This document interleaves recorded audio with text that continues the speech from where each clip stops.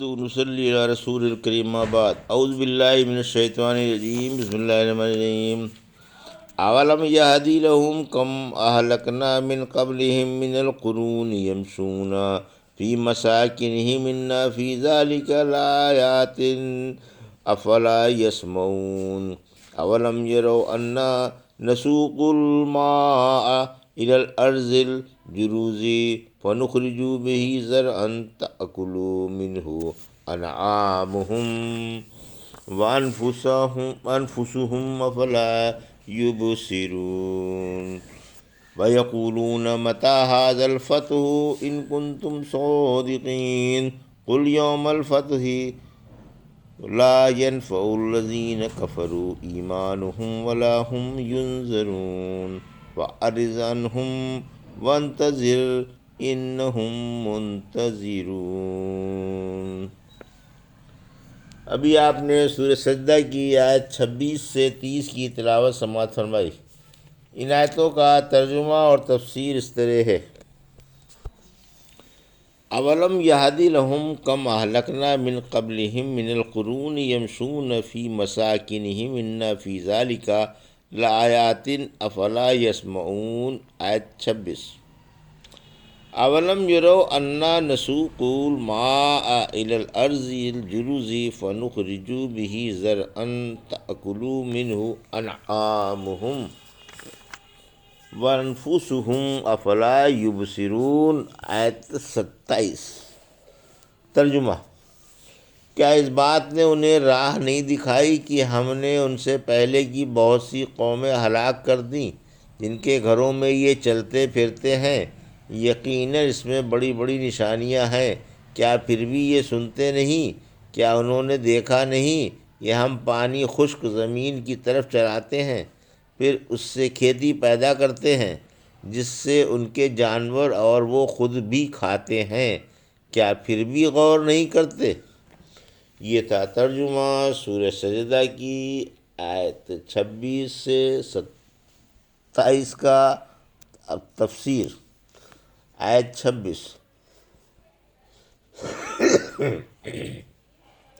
ماضی سے عبرت پکڑو، یعنی یہ جو رسولوں کو جھٹلا رہے ہیں، کیا ان کی آنکھیں رسولوں کو جھٹلانے والی پہلی قوموں کی تباہی نے نہیں کھولیں؟ آج ان میں سے نہ کوئی باقی ہے، نہ کسی کا نام و نشان ہی باقی ہے، کھوج تک مٹ گئے۔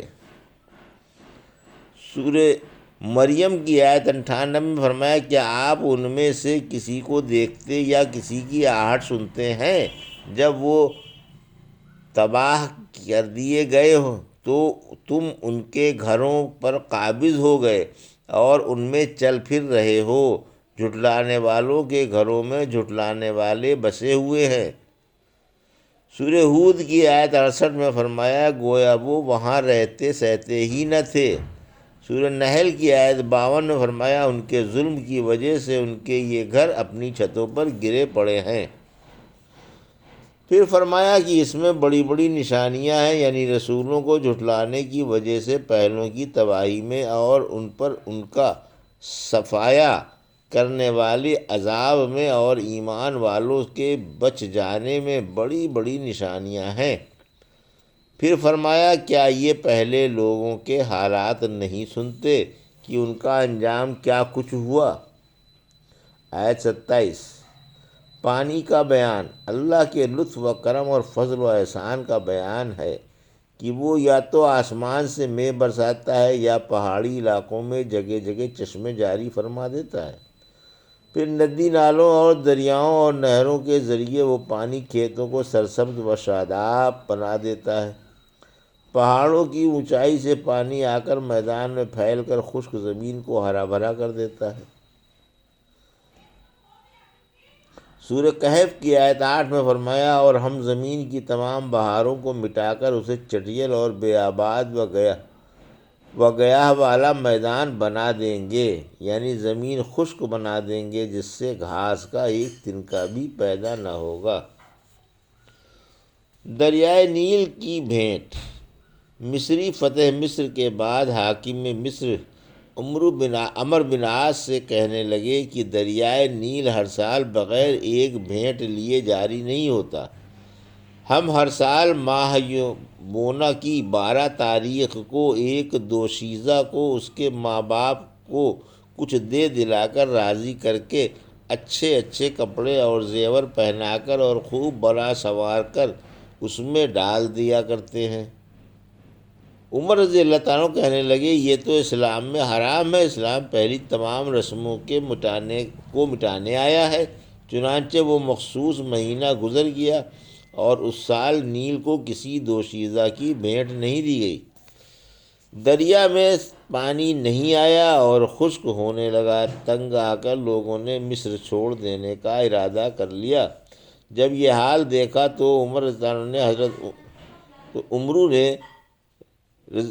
حضرت عمر رضی اللہ عنہ کی خدمت میں واقعہ لکھا۔ عمر رضی اللہ عنہ نے جواب میں لکھا کہ تم نے بہت اچھا کیا، میں اس خط میں تم کو ایک پرچی بھیج رہا ہوں، اسے دریائے نیل میں ڈال دینا۔ جب خط عمر بن عاص کو وصول ہوا اور وہ پرچی بھی ملی تو آپ نے اسے کھول کر دیکھا۔ یہ لکھا ہوا تھا، اللہ کے بندے عمر کی طرف سے جو امیر المومنین ہیں، دریائے نیل کی طرف یہ خط بھیجا جا رہا ہے۔ حمد و صلوات کے بعد اے دریا، مجھے معلوم ہوا کہ اگر تو اپنی مرضی سے جاری ہے تو خیر، جاری نہ ہو، اور اگر حق تعالیٰ جو واحد و قہار ہے تجھے بہاتا ہے تو ہم اللہ سے دعا مانگتے ہیں کہ وہ تجھے جاری رکھے۔ عمر نے یہ پرچی نیل میں ڈلوا دی۔ شام کو یہ پرچی ڈلوائی گئی۔ رات میں 16 ہاتھ پانی چڑھ گیا۔ ہفتے کے روز لوگوں نے اپنی آنکھوں سے چڑھا ہوا پانی دیکھا۔ اللہ نے آج تک مصر والوں کا قحط روک دیا۔ وَيَقُولُونَ مَتَىٰ هَٰذَا الْفَتْحُ إِن كُنتُمْ صَادِقِينَ آیت 28۔ قُلْ يَوْمَ الْفَتْحِ لَا يَنفَعُ الَّذِينَ كَفَرُوا ایمانہم ولا ہم ینظرون آیت 29۔ فَأَعْرِضْ عَنْهُمْ وَانتَظِرْ إِنَّهُمْ مُنتَظِرُونَ آیت 30۔ ترجمہ: مخالف کہتے ہیں کہ اگر تم سچے ہو تو بتاؤ یہ فیصلہ کب ہوگا؟ آپ فرما دیں کہ فیصلے کے دن کافروں کو ان کا ایمان مفید ثابت نہ ہوگا اور نہ انہیں مہلت دی جائے گی۔ آپ ان سے منہ موڑ لیں اور انتظار فرمائیں، وہ بھی منتظر ہیں۔ یہ تھا ترجمہ۔ آیت 28 سے 30 کا تفسیر۔ آیت 28، عذاب کی جلدی۔ کافروں کی جلدی مچانے کا بیان ہے کہ مسلمانوں سے کہا کرتے تھے کہ تم جو کہتے ہو ہم پر اللہ کا عذاب اتر آئے گا، اس میں تم سراسر جھوٹے ہو۔ اگر سچے ہو تو اس کا وقت بتاؤ کہ کب عذاب آئے گا، آخر تمہارا غلبہ کب ہوگا، جیسا کہ تمہارا خیال ہے کہ ایک وقت آئے گا کہ ہم تم پر غالب آ جائیں گے اور تم سے بدلہ لے لیں گے۔ ہم تو تمہیں اور تمہارے ماننے والوں کو ذلیل و خوار، چھپے چھپے اور لرزاں و ترساں دیکھ رہے ہیں۔ حق تعالیٰ نے اس تنزیہ کا یہ جواب دیا۔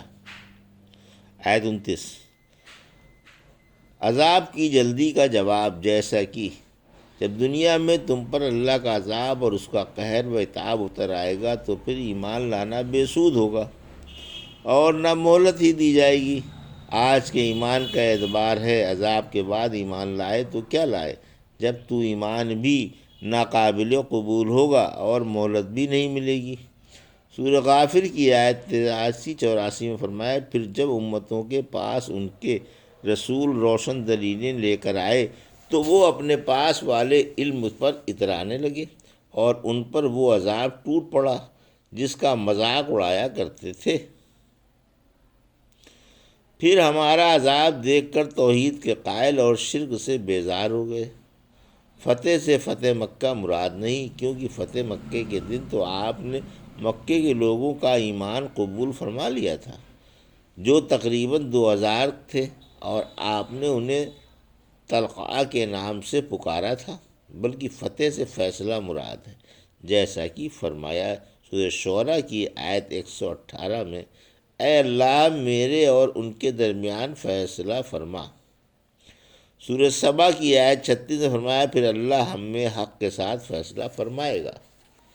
آیت 30، بے پرواہ ہو کر تبلیغ کا حکم، یعنی آپ مشرکوں سے اعراض کریں اور اطمینان سے تبلیغ فرماتے ہیں رہیں۔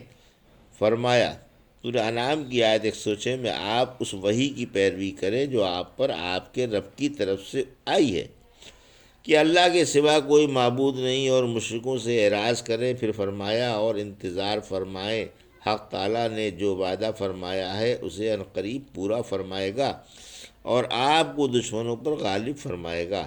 اللہ وعدہ خلاف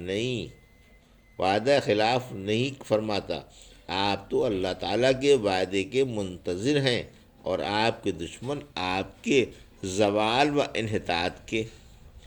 سورہ طور کی آیت 30 میں فرمایا، کیا دشمن کہتے ہیں کہ آپ شاعر ہیں، ہم اس پر زمانے کی گردش کے انتظار میں ہیں، آپ جلدی ہی اپنے صبر کا اور تبلیغ کرنے کا حسن انجام دیکھ لیں گے۔